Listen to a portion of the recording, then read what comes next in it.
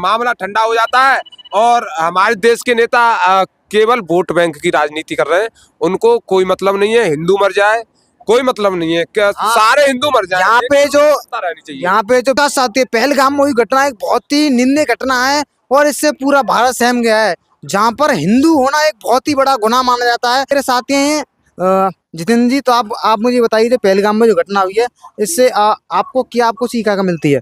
तो देखो, पहले तो मैं बता दूं आपको, ये जो पहलगाम में घटना हुई है बहुत ही दर्दनाक घटना है और हिंदुओं को इससे बहुत कुछ सीखना भी चाहिए। जिस तरह से वहाँ पर इस घटना को अंजाम दिया गया है वह किसी जाति विशेष को टारगेट कर नहीं दिया गया है। और जिस तरह धर्म विशेष को उसमें यही मैं कह रहा हूँ, उसमें जाति विशेष को टारगेट नहीं किया गया है, उसमें धर्म जानकर लोगों को मारा गया है।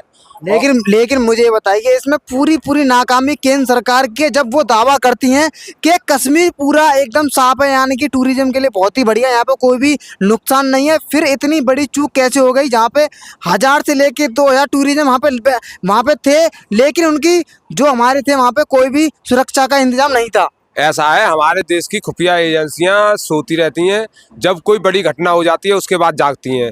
अभी देखना, अभी जांच का दौर चल रहा है, लगातार ऐसे ही जांचें होती हैं। देखिए, बैठकों से कुछ नहीं होता है, करने से होता है। वही तो मैं कह रहा हूँ, अगर इजराइल पर ये हमला हुआ होता, अमेरिका पर ये हमला विनाश हो जाता, अब तक विनाश, तो अब तक वो पूरी तरह से तैयार हो गए होते और जाने क्या क्या कर दिया होता, उन्होंने पूरा बदला अपना ले लिया होता।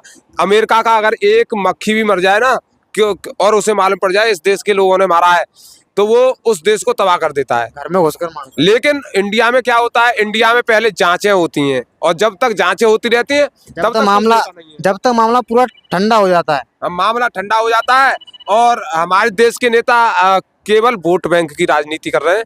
उनको कोई मतलब नहीं है हिंदू मर जाए, कोई मतलब नहीं है क्या सारे हिंदू मर जाए। यहाँ पे जो विपक्ष है उन्होंने ये नहीं कहा कि इसका बदला लेना चाहिए, बल्कि यहाँ पे बीजेपी की कमी आकर निकाल रहे हैं वो।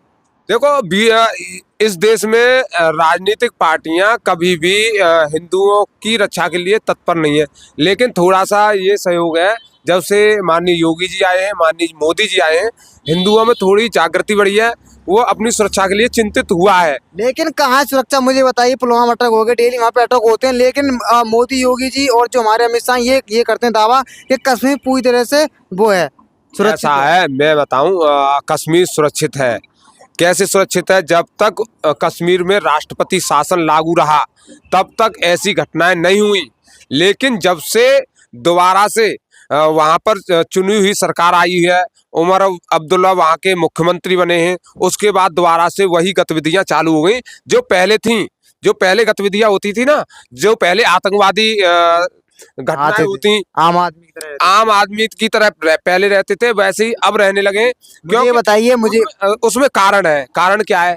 वहां पर जो एक धर्म विशेष के लोग हैं, विशेष समुदाय के लोग हैं, वो उनको पालते हैं, कम्युनिटी पूरी एक ही है वहाँ पे। और वहाँ की जो सरकारें हैं, ऐसा हो सकता है वहाँ की सरकारें भी इन लोगों का सहयोग अगर सहयोग नहीं कर रही होती तो वो लोग जरूर हमारे देश की सुरक्षा एजेंसियों के रडार पर आते और पकड़े जाते। फेलियर क्यों हुआ?